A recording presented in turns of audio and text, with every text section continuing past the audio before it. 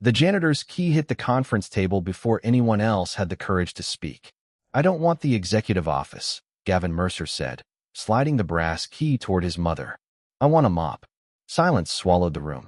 Outside the glass walls, downtown Chicago glittered under a cold October sky. Inside, every member of Mercer Holdings' private board stared at the 37-year-old widowed father as if he'd lost his mind.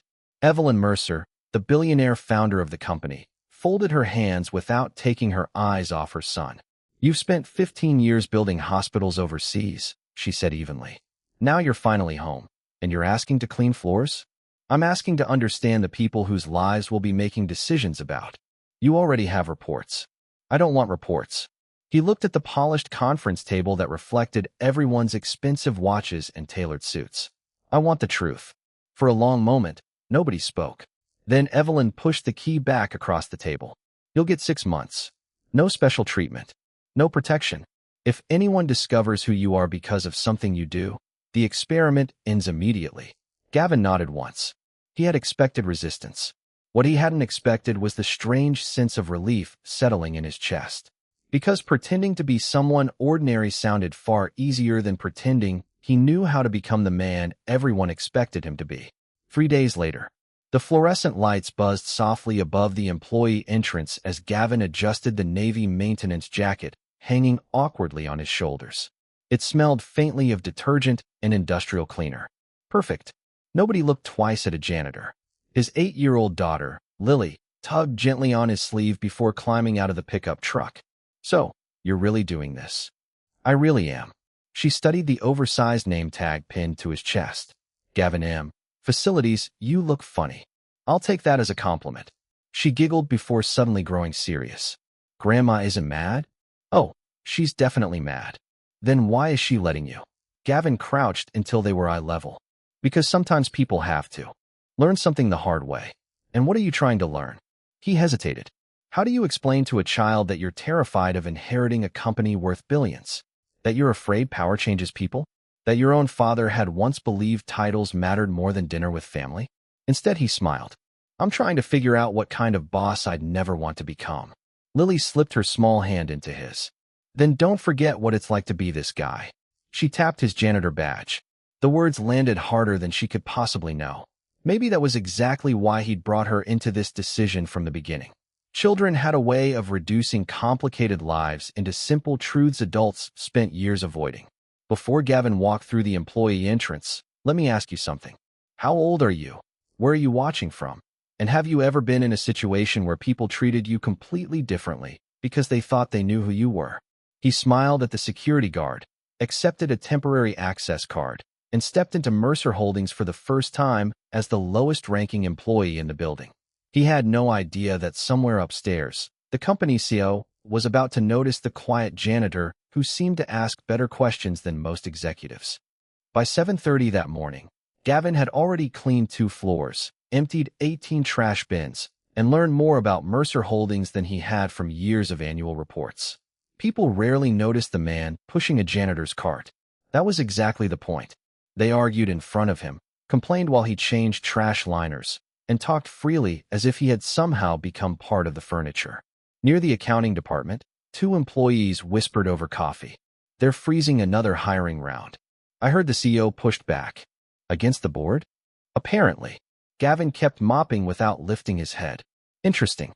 The reports he'd read painted the company as stable and united. Real life sounded much messier. By lunchtime, his shoulders ached in ways they hadn't after years of humanitarian construction projects overseas. Cleaning wasn't glamorous, but it was honest work. Every polished floor had a beginning and an end. Leadership, on the other hand, left consequences that lasted for years. As he replaced supplies in a hallway storage room, someone spoke behind him. "Excuse me, do you know where conference room 12 is?" He turned. The woman standing there looked nothing like the photographs he'd seen. Claire Whitmore wore a charcoal blazer over a cream blouse, her blonde hair tied neatly at the back of her neck. She looked composed, but there was a faint crease between her eyebrows, the kind that came from carrying too many decisions at once. "You work here?" she asked. Gavin smiled. "First week. Then we're both getting lost." He pointed toward the east corridor. "If the numbering makes sense, 12 should be around that corner. She laughed softly. I approved this renovation 6 months ago, and I still can't find anything. So you're? Oh, she extended a hand. Claire. He wiped his palm on his work pants before shaking it. Gavin. Neither of them mentioned last names. Claire thanked him and hurried away. Only after she disappeared into the conference room did another employee rush past Gavin. There you are, the man called toward the open door. The executive team is waiting. Executive team. So that was his first meeting with the company's CEO. It had lasted less than 30 seconds. The afternoon passed quietly until a maintenance request sent Gavin to the executive floor. Unlike the lower levels, everything upstairs was almost unnaturally silent. Expensive artwork covered the walls. Fresh flowers sat on every reception desk. Even the air smelled different. As Gavin polished fingerprints from a glass wall outside a meeting room, voices drifted through the partially open door. We can improve quarterly earnings, one board member insisted, by outsourcing another 200 support positions. Claire answered immediately. On paper, yes. So what's the problem? The people. They'll find other jobs. No, Claire said calmly. Some will. Others won't. We don't erase families with a spreadsheet. Gavin paused without meaning to. Someone else spoke. Our responsibility is to shareholders. Claire didn't raise her voice. My responsibility is making sure this company is still worth working for 5 years from now. The room fell quiet. A minute later, the meeting ended. Executives walked past Gavin without acknowledging him. Claire was the last to leave. She stopped when she noticed him buffing the glass. You probably heard more than you were supposed to. He shrugged. Walls don't do a great job keeping opinions inside. For the first time that day, Claire smiled without looking like she was thinking about 10 other problems. So, what's your opinion? Gavin hesitated. He could give the safe answer. Or the honest one. I think numbers tell you what happened. Claire tilted her head. And people? They tell you what's about to happen. For a second, neither of them moved. It wasn't the answer she expected from a maintenance employee. Where did you learn that? She asked. Gavin looked down at the mop in his hands. Cleaning up after other people's decisions. Claire studied him a moment longer before her assistant called her name from down the hallway. She nodded politely and walked away. As the elevator doors closed behind her, she found herself thinking less about the board meeting and more about the quiet janitor who somehow sounded like someone who had spent a lifetime watching leaders succeed and fail. A week slipped by, and Gavin settled into a routine that felt strangely familiar. Wake Lily up before sunrise. Pack her lunch. Drop her off at school. Work 8 hours with a mop and a supply cart. Pick her up. Help with homework. Read 1 chapter before bed. It wasn't glamorous, but neither had the happiest years of his life been. Every evening, Lily asked the same question. So, did you learn anything today? He always smiled before answering. Something. She accepted that answer, even though she knew he was leaving out the complicated parts. On Thursday afternoon, Gavin was replacing a burned-out light fixture outside the employee cafeteria when he overheard 2 customer service representatives. My son's surgery got moved again. Because of insurance? No, I don't have enough paid leave left. The second woman sighed. That's rough. Gavin tightened the last screw into the ceiling panel, but the conversation stayed with him long after the women walked away. Annual reports listed labor costs. They never listed conversations like that. Later that day, Claire found him cleaning coffee stains from a lounge table overlooking the Chicago River. You always seem to be working where people are talking. He chuckled. Coffee follows conversations. And mops follow coffee. Exactly. She carried a paper cup instead of the expensive porcelain mugs executives usually used. I've noticed something. That sounds dangerous. You ask questions. I thought everybody did.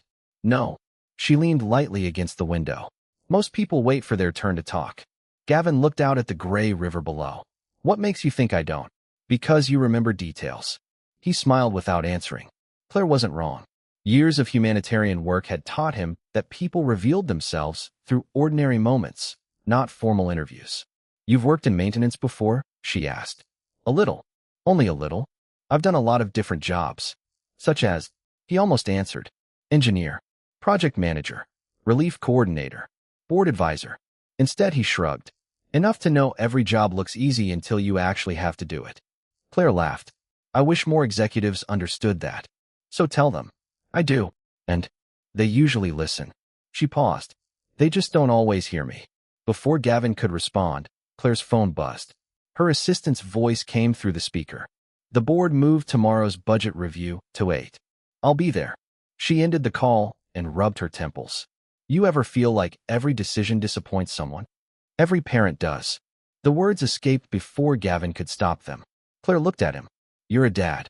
Proudly. How old? My daughter just turned 8. A genuine smile crossed Claire's face. I grew up with parents who never made it to my school plays. I'm sorry. They weren't bad people. She stared out the window. They just believed work couldn't wait.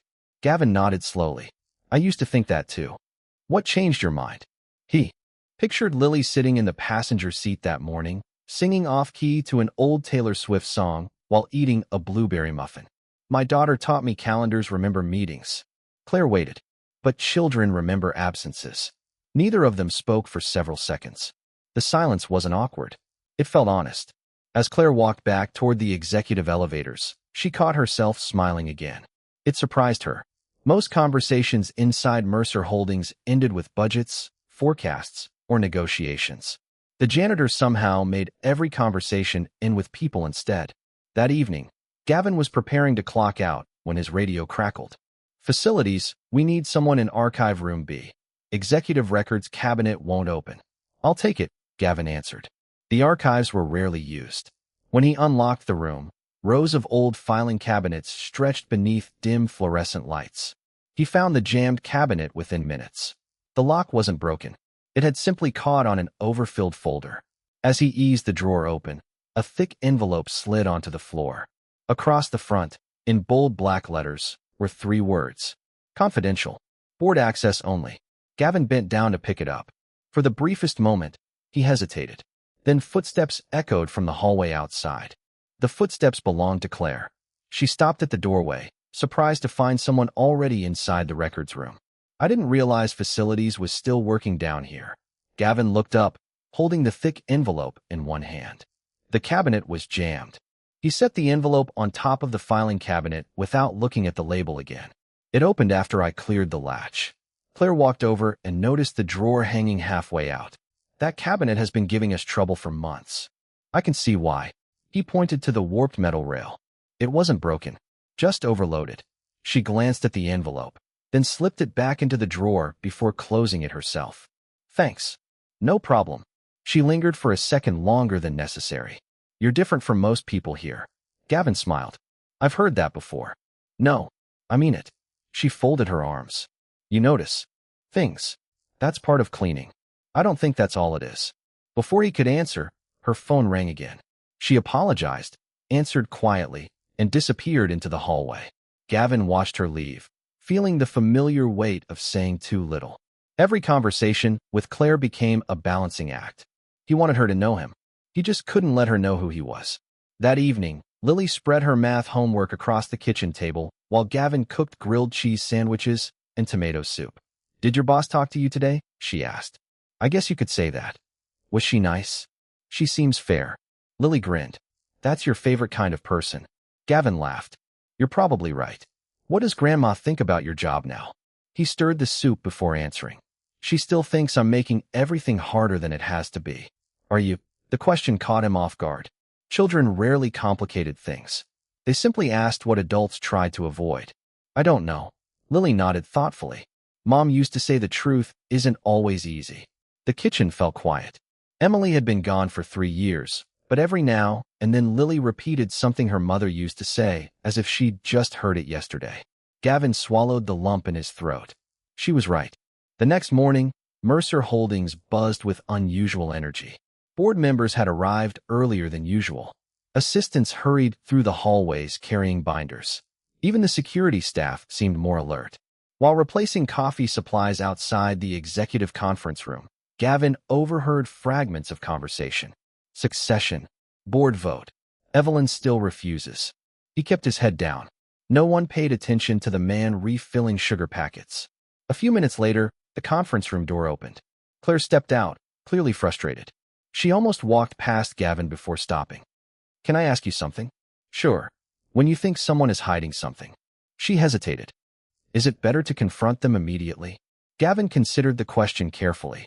Depends. On what? Whether you're looking for the truth. He met her eyes. Or just looking to be right. Claire didn't respond. Instead, she gave him a quiet nod and walked away. From the opposite end of the hallway, Gavin noticed Evelyn emerging from a private elevator reserved for the board. Their eyes met for less than a second. It was enough. His mother gave the slightest shake of her head, a silent warning not to acknowledge her. Claire turned back just in time to catch that brief exchange. It lasted only a heartbeat. Too short to understand. Too strange to ignore. For the first time since meeting the quiet janitor, a question settled into her mind that refused to leave. How did a maintenance employee seem so completely at ease standing only a few feet away from the most powerful woman in the company? Claire tried to dismiss the moment.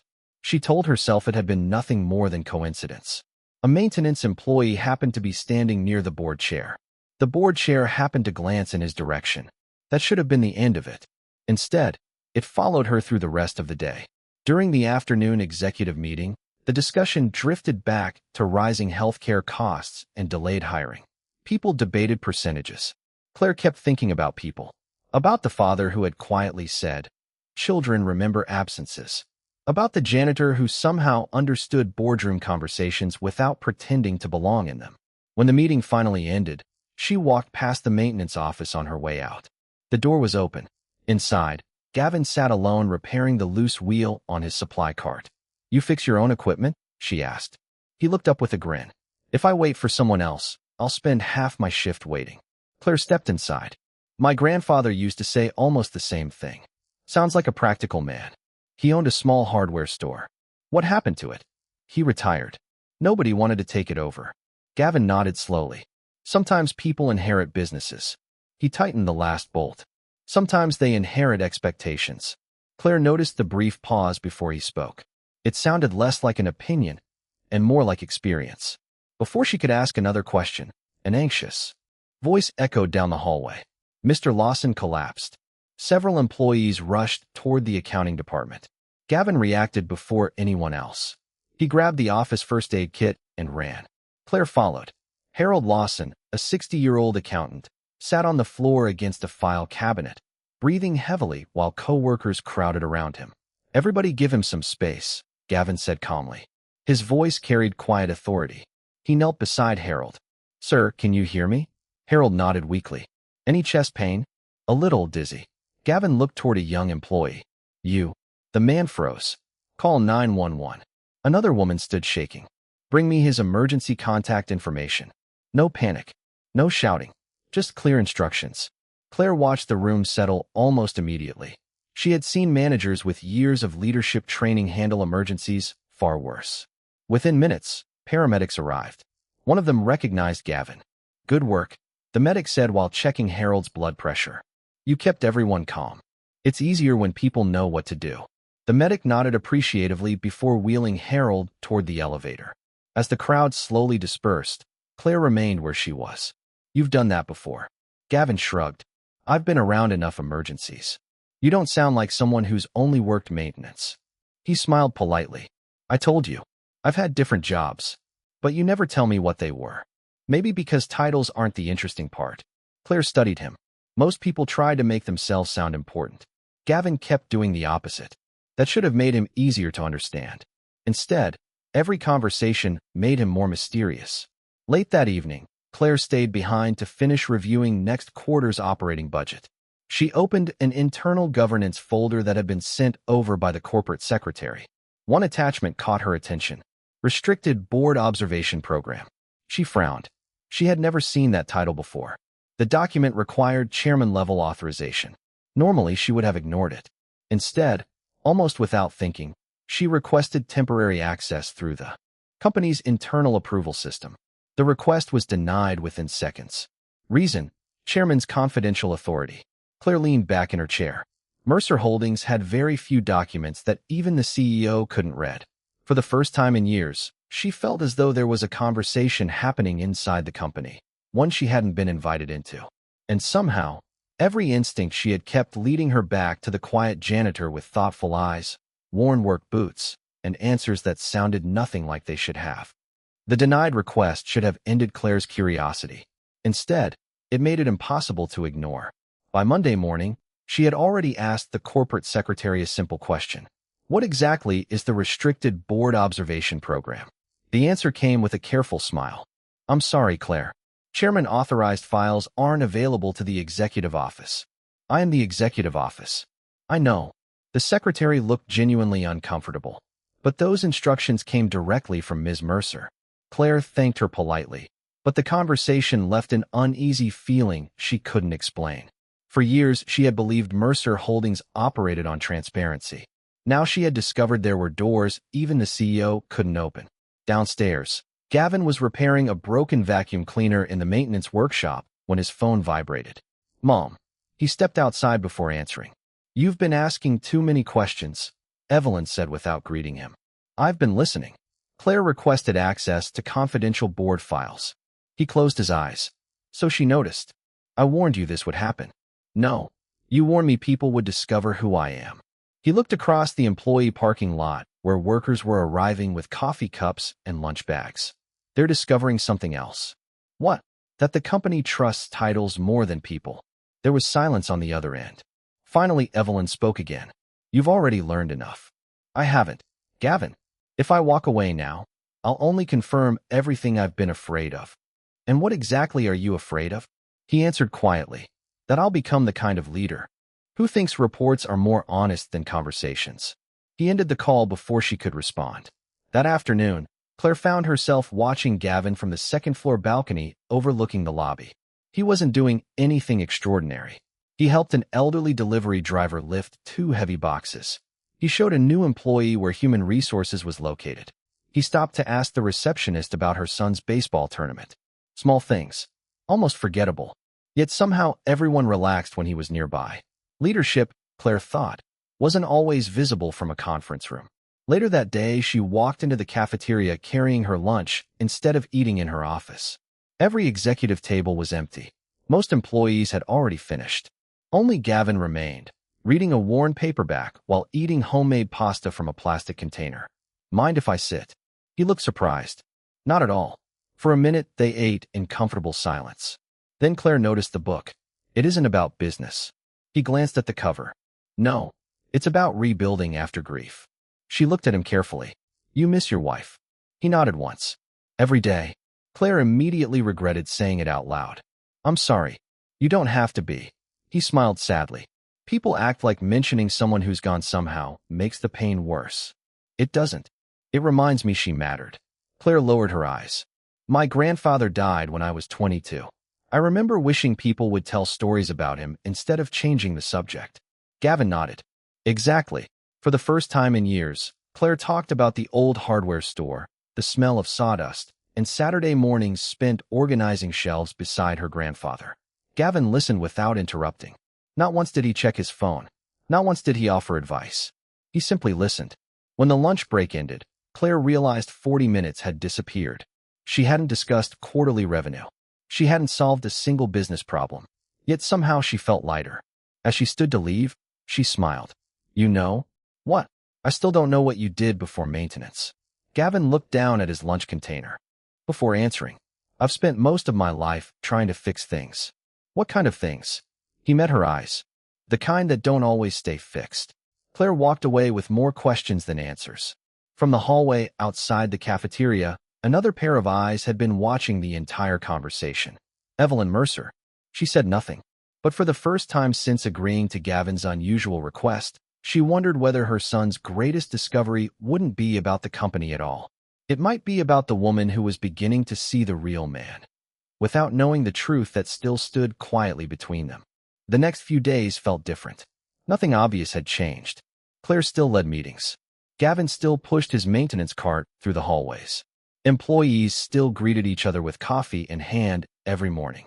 But an invisible distance had settled between certainty and suspicion. Claire no longer accepted simple explanations. She started paying attention to details she would have ignored before. One Tuesday afternoon, she watched from her office window as Gavin helped a new intern carry 3 heavy archive boxes across the lobby. The intern laughed at something he said. Within seconds, the nervous young man looked completely relaxed. A few minutes later, Gavin was showing a security officer how to fix a jammed badge scanner instead of waiting for IT. Then he disappeared into another hallway before anyone could thank him. He never stayed long enough to be noticed. That, Claire realized, was exactly what made him impossible to ignore. Later that afternoon, she received an email from Human Resources requesting approval for a hardship leave extension. The employee's name caught her attention immediately. Harold Lawson, the accountant who had collapsed the previous week. Attached was a handwritten note from Harold. Please thank the maintenance employee who stayed with me until the ambulance arrived. I never learned his name, but he treated me with more dignity than I've felt in months. Claire closed the message without replying. She already knew exactly who Harold meant. At the end of the day, Claire found Gavin replacing ceiling tiles near the executive elevators. You seem to know everyone. He looked down from the ladder. I don't think I do. They certainly know you. They know the guy who unclogs sinks. She smiled. I don't think that's all they know. He climbed down carefully and folded the ladder. What do you think they know? They trust you. Gavin didn't answer right away. Instead, he looked toward the lobby where employees were leaving for the evening. I've learned something. What's that? People usually don't need someone to solve every problem. He rested a hand on the ladder. They need someone who doesn't make them feel invisible while they're living through it. Claire felt those words settle somewhere deep inside her. She had spent years trying to become an efficient leader. She suddenly wondered whether efficiency and presence were two different things. That night, she couldn't sleep. Instead of turning on the television, she opened her laptop and searched through old company records. Not financial reports. Historical documents. Founding speeches. Archived newsletters. Photographs from charity events. Board announcements. She wasn't looking for Gavin. At least that's what she told herself. Around midnight, she opened an image from almost 10 years earlier. Mercer Holdings had dedicated a pediatric wing at a children's hospital. Evelyn Mercer stood in the center, surrounded by donors. Several younger executives stood nearby. One face had been partially hidden behind another guest. Claire enlarged the photograph. The image became grainy. Still, something about the man's posture felt familiar. Before she could zoom further, the digital archive automatically closed because her access session expired. She leaned back in frustration. Maybe she was imagining connections that didn't exist. Maybe grief, curiosity, and coincidence were weaving together into a story that wasn't real. The following morning, Gavin arrived earlier than usual. He had barely unlocked the maintenance office when his supervisor waved him over. The chairwoman wants every conference room prepared before 9. Big meeting. The entire board. Gavin nodded. I'll take care of it. As he arranged water. Pitchers inside the largest conference room. He noticed a thick binder resting at the chair reserved for Evelyn Mercer. It wasn't unusual. What was unusual was the loose page sticking halfway out. Across the top, in bold letters, was a meeting agenda. One line caught his eye before he instinctively looked away. Agenda Item 4. Discussion of Executive Succession Framework. A quiet uneasiness settled in his chest. He had spent weeks trying to understand the company from the ground floor. Now the company was beginning to move without waiting for him. And for the first time since putting on the maintenance uniform, Gavin wondered whether he was still observing the future, or whether the future had already begun making decisions about him. The board meeting ended without a decision. At least, that was what everyone outside the room believed. Inside, Evelyn Mercer had postponed the vote on the company's succession plan. She rarely postponed anything. As directors filed out, she remained seated alone, staring at the empty chair that one day was supposed to belong to her son. For the first time in decades, she wasn't questioning Gavin's ability. She was questioning her own. Had she spent so many years protecting the company that she'd forgotten how to prepare someone to lead people instead of numbers? Gavin never asked what had happened in the meeting. He didn't have to. He could read it in the exhausted faces leaving the executive floor. Arguments always left the same traces. People walked faster. Nobody made eye contact. Coffee cups stayed half full. As he emptied recycling bins that afternoon, he heard two senior managers talking quietly. The board wants certainty. They'll never agree while nobody knows who comes next. What about Claire?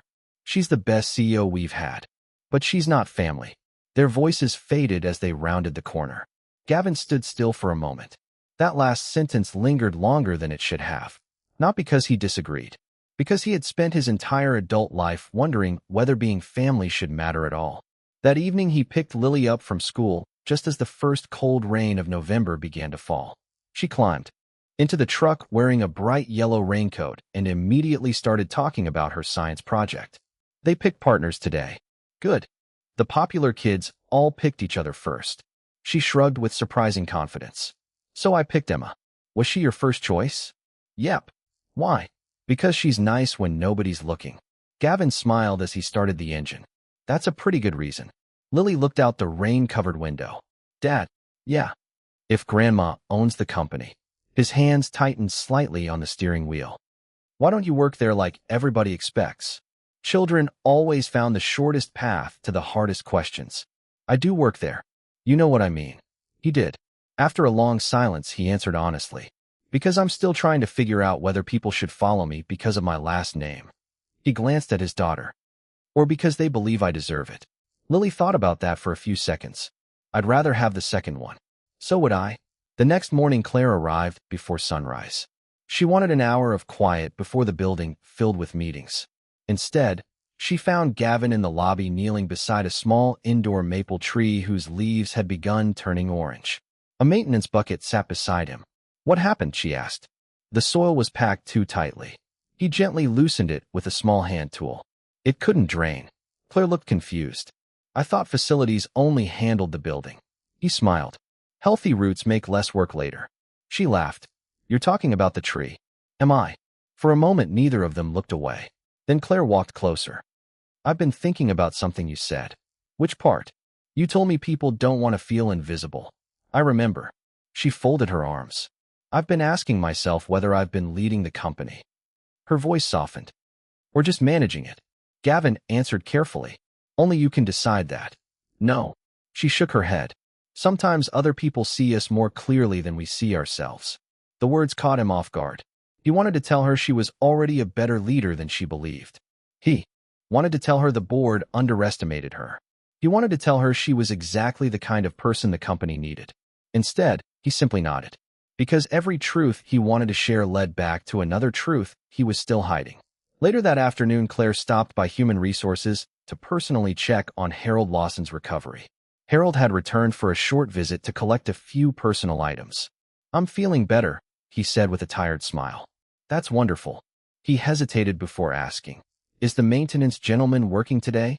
Gavin. So that's his name. Claire smiled. He'll be happy to know you asked. Harold looked genuinely puzzled. You know, he reminds me of someone. Who? The old photographs of your founder's husband. Claire blinked. I've seen those pictures in the company museum. Harold nodded slowly. Same calm eyes. He laughed at himself. Probably just my imagination.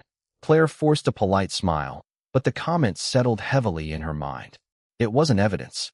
It wasn't proof. It was only another small piece that refused to fit anywhere else. And sometimes, she realized, a mystery wasn't solved by finding one big answer. Sometimes it was solved because too many little questions kept pointing in exactly the same direction. The following Friday, the largest conference room at Mercer Holdings was filled long before the meeting officially began. Board members sat along one side of the polished table. Senior executives, department directors, and legal counsel filled the remaining seats. Claire stood near the presentation screen, reviewing the final pages of a governance proposal she had spent weeks preparing. It would reduce the influence of family ownership over executive evaluations and create an independent leadership review committee. She knew not everyone would support it. She simply believed it was the right thing to do. Near the back of the room, Gavin quietly arranged pitchers of water as part of the facilities team. No one paid much attention to the man in the maintenance jacket. At exactly 9 o'clock, Evelyn Mercer entered. She looked around the room before speaking. Before we discuss the future of this company, there is someone who is asked to address the board. Several directors exchanged confused looks. Gavin slowly stepped away from the service cart. The room became unusually quiet. Claire frowned. She wasn't surprised that he had been allowed inside. She was surprised by the expression on Evelyn's face. It wasn't authority. It was trust. Gavin took a slow breath. I owe everyone here the truth. Every eye turned toward him. My name is Gavin Mercer. A ripple of whispers spread across the room. I am Evelyn Mercer's son. Nobody spoke.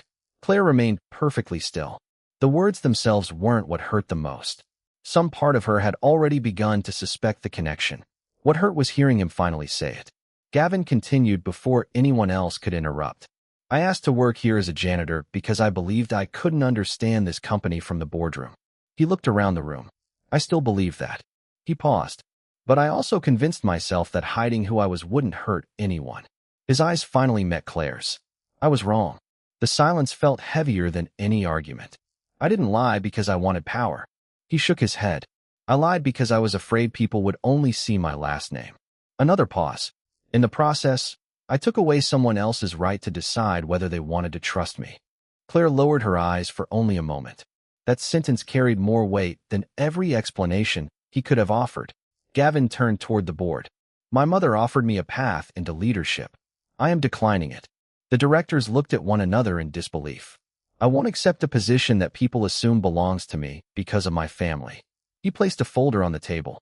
I support an independent leadership process, including the proposal prepared by CEO Claire Whitmore. Even Evelyn looked surprised.